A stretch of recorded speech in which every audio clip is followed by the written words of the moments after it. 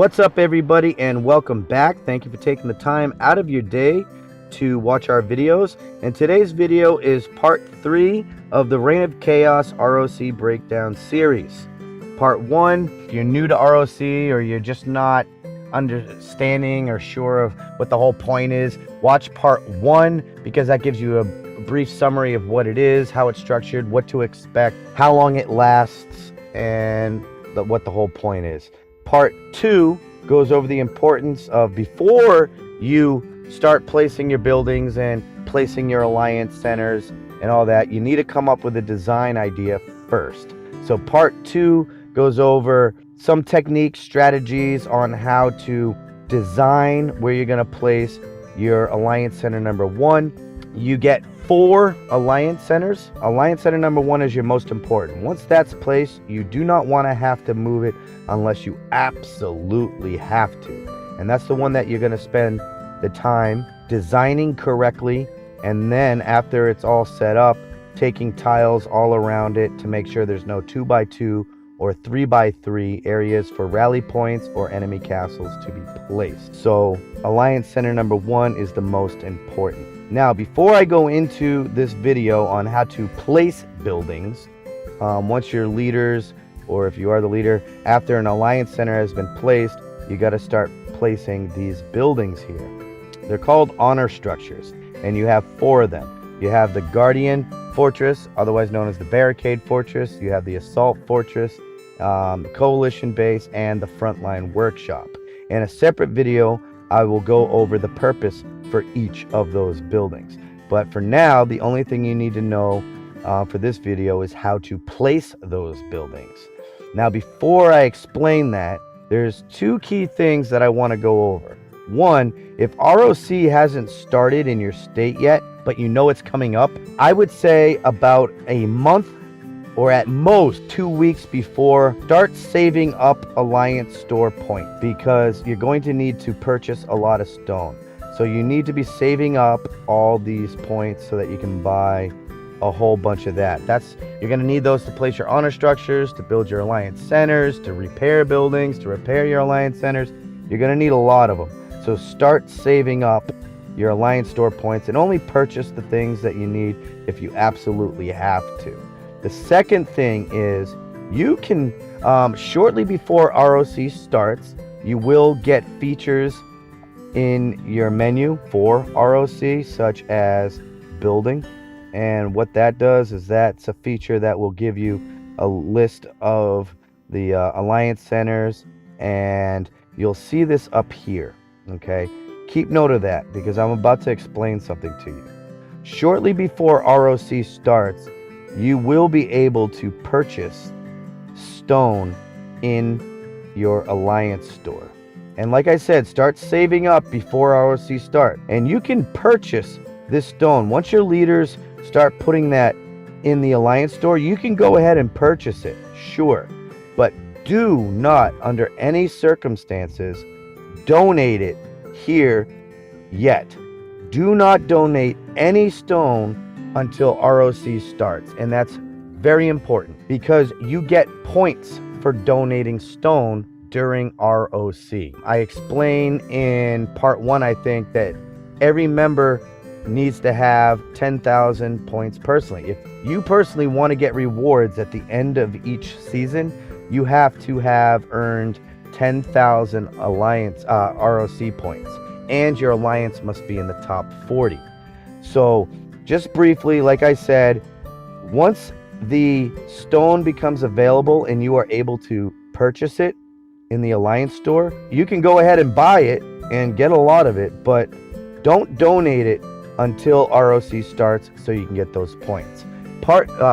Number 2 is, when it comes to the stone is an easy way to earn points by donating it. It's an easy way to earn Reign of Chaos points, but the thing is that's the cheap way of doing it and earning points. If you make a minimum of 10,000 points by the end of the season and you made it by donating stone, then you are not helping your alliance at all. If you're a leader and you're watching this right now, all your members, not only should they be making 10,000 points minimum throughout the season by the end of the season, but you should require that they make a minimum of 10,000 points through participation, meaning cleaning up enemy tiles in the state, like these purple tiles here, attacking enemy honor structures, participating in war. You should go through your list at the end of the season. When you go to hand out your rewards to your members, you need to make a requirement that they earned at least 10,000 points through contributing to a war, taking tiles, and actually earning their 10,000 points. If they only earned like, I don't know, 2,000 ROC points through taking tiles and participating in war, and the rest of their 10,000 or more was through donating stone, they should not get any rewards. That's just not cool. Everyone else did all the heavy lifting and they just sat there donating stone. Of course, make more than 10,000, but when you look at their list, make sure that they earned 10,000 points at least through participating. And then if the rest they earned through stone, whatever, but at least they made 10,000 points from participating. So now that that lecture is over, let's move on to how to place buildings. Now, if you're a leader, the most frustrating thing about ROC is putting together your Alliance Center number 1, because some people already know how to do ROC. So the second you place your Alliance Center number 1, everyone and their mom is going to start placing their buildings anywhere they want. They want to start taking tiles. They want to start processing material. They want to get a jump start. That's going to cause chaos. Your Alliance Center is not going to be organized, and a sloppy Alliance Center number 1 is pretty much a guarantee of losing in ROC wars. You need to come up with your design on how you want to design it, and then you want to make sure people put their buildings where you want them to put it. So you need, once you place that Alliance Center, you need to tell everybody, do not place your buildings until you have been told where to put them. Now you can do that by having everyone go to the Alliance chat and say, all right, who's ready? And let's say player number 1's like, oh, I'm ready. Then you're like, all right, cool. I need you to place your Guardian Fortress at 161174. I need you to place your Coalition Base Camp at 141175. I need you to place your Assault Fortress at 101170. And I need you to place your Frontline Workshop at 81171. That's one way to do it. Another way to do it is by placing the Alliance bookmarks, which are these things here that the leaders can place. That's what the shield, sword, and all that is. And you can label those bookmarks. So what you can do is be like, all right, player 1, and you put your bookmark there and label it Guardian Fortress. You put a bookmark there, label it Coalition Base Camp, put a bookmark there, label it Assault Fortress, and put a bookmark there and label it Frontline Workshop. And that person will know exactly where to put their buildings, and they place them, and then you move on to the next member and say, all right, and you place the markers for him. That's where I want that. That's where I want that. That's where I want that. And they will do that, and you go through it. It takes time, and it's frustrating and annoying, but it is worth it in the end if you design your base correctly. Everyone has their own way. This is how we did it, and it's very, very effective, but you'll probably come up with your own design. So if you are not a leader and you don't know how to place buildings, and you're a member and you're watching this, and ROC is something that's new for you, well, now you need to know how to place buildings. So now that you know you have stone and you've told your leader, all right, I'm ready to place my buildings, and he gives you the coordinates, well, how do you place the building? Well, what you do is you go down to the build down here, you click it, and you're going to see these 4 buildings. You got Coalition Base Camp, Frontline Workshop, Assault Fortress, and they call this Barricade Fortress in this menu, but it's called Guardian Fortress in your when you click on the building itself, and in the list of buildings in your Reign of Chaos menu right here, honor structures. See, it says Guardian Fortress, so I don't know why they do that, but that's where you find the buildings are right there. What you're going to do is, once you have the coordinates, you're going to click on the building, and well, let's go to Alliance Center number 1. And what you're going to do is you're going to click and drag the building onto the coordinate that your leader told you to put it. You will only be able to place your building on a green tile that has a stone cost value on it. You will not be able to place buildings on anything red, on other people's buildings. In some cases, there may be a red tile, but after someone in the alliance takes the tile, you might be able to place it then. It might become available. 2, if you are a leader and you are instructing someone to place a building, I suggest you go to this screen here. Okay, so you would go to build, click on a building, and then you would look at the where it's available. So for instance, if in your mind you thought that you wanted to have the building here, well, you can't, because look, there's no cost value on it. It doesn't say how much stone you can't put it there. So you can't tell your member to put the building there. So go to this screen first to see where buildings can be put first. And then you'd be like, oh, okay, a building can be placed here.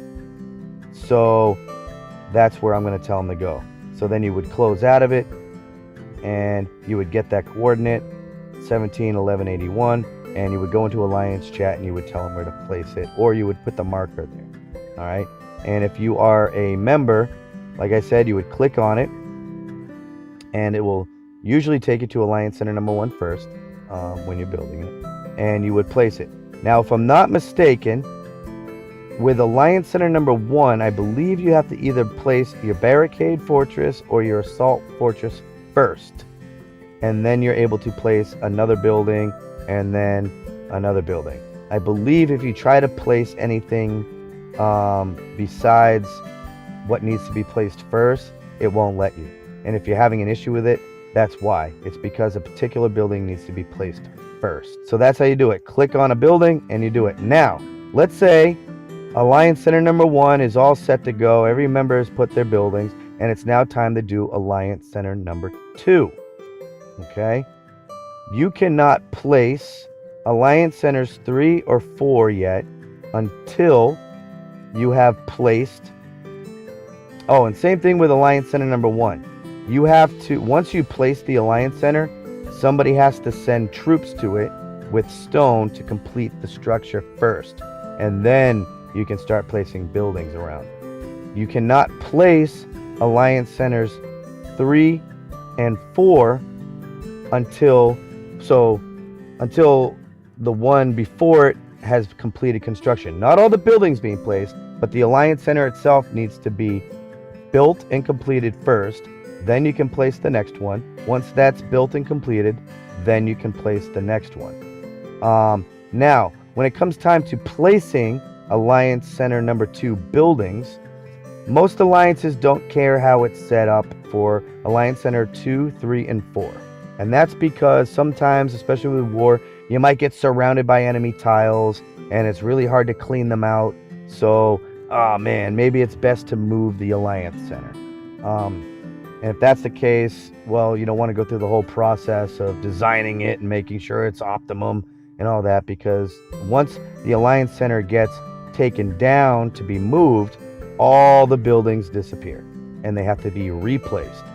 So Alliance Centers 2, 3, and 4 don't necessarily need to be in any specific order, or you don't need to really plan it too much. But there is a problem. If you haven't placed Alliance Center number 2 buildings yet, and you've only placed Alliance Center number 1 buildings, what might happen is when you go here and you have to go to place your, let's say, Frontline Workshop number 2, what's going to happen is you're going to appear at Alliance Center number 1. And when you go to click and drag it, it won't let you. Like, you might be thinking, oh, damn, it's green. There's a number. Why can't I click and drag it? And it's because you're at the wrong Alliance Center. That's the Frontline Workshop for Alliance Center number 2, But this is Alliance Center number 1. You want to go to the right one, the correct Alliance Center. And the way to get to the correct Alliance Center is you click on this icon right here. And that will take you to the list of Alliance Centers, and you look for the right one, and you click on it, and you go to. Then you look for your green tile, and you're like, oh, okay, now I can click and drag it. So for instance, if we're at Alliance Center, what is this one? Alliance Center number 2. If I hadn't already placed it, now I would be able to click and drag it onto a green tile because I'm at the correct Alliance Center. And you move to and from different Alliance Centers clicking on that. Now, once all your buildings have been placed for Alliance Center number 1, 2, 3, and 4, and by the way, you may not want to place Alliance Centers 2, 3, and 4.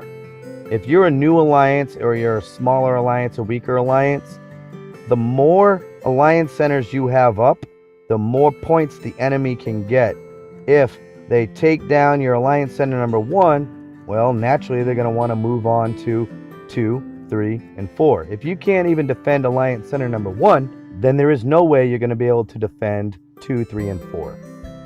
So you want the war to be over as quickly as possible if you're a weak alliance. So if they do take down Alliance Center number 1, you want that to be the end of it.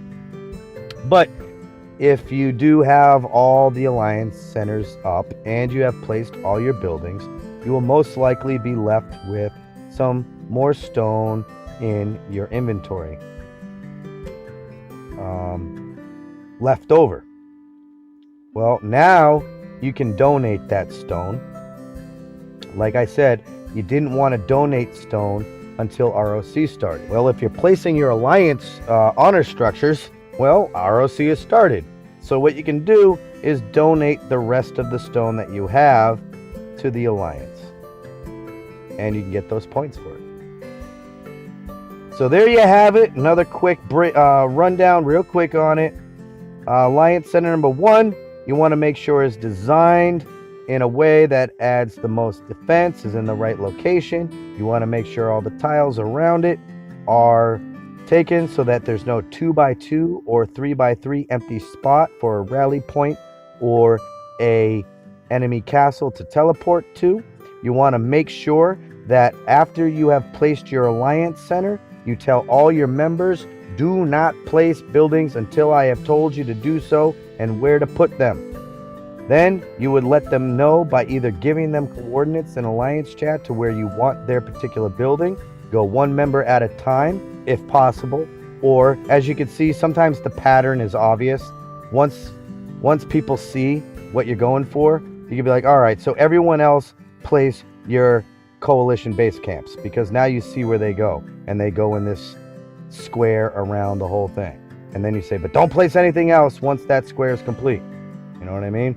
And then when it comes down to the assault fortresses, you're like, all right, everyone knows what. Once you have the first 5 or 6 down, everyone kind of knows what they need to do. Or you can place markers to let each one know. So player number 1, you put a marker there and label it coalition base. Place a marker there, label it assault fortress. Place a marker there, label it frontline workshop. Place a marker there, call it coalition base. Then when it comes to AC 2, 3, and 4, it doesn't really matter if it's in an organized thing or not. We also went over how to find the buildings, how to place them, and also how to navigate if you go to place a building and you're at the wrong Alliance Center for that particular type of building, how to navigate to the right one by clicking on this icon over here. And we also went over the fact that about a month or 2 weeks before ROC in your state starts, you want to start saving up Alliance store points. Once stone becomes available in the Alliance store, you can go ahead and buy it, but do not donate it. Do not donate it until Reign of Chaos has started, And lastly, we also went to where you go to donate stone and find the coordinates to, or how to place. This is where you would go to place it too. Instead of saying demolish and garrison, there'll be a button that says place. I believe it'll be over here. The button will say place. And this is also where you go to donate the stone. And that is how to place buildings. Where you place them, how you place them, that's all on you. Everyone has their own little way of doing things. The only thing that I strongly suggest is that you tell all your members not to place their buildings until you have told them to do so. 2, when it comes to donating stone, you should have all your members make at least 10,000 points throughout the ROC season outside of donating stone. They can donate as much stone as they want, but they should have made a minimum of 10,000 points by contributing in war, attacking honor structures, fighting in the wars, and taking tiles.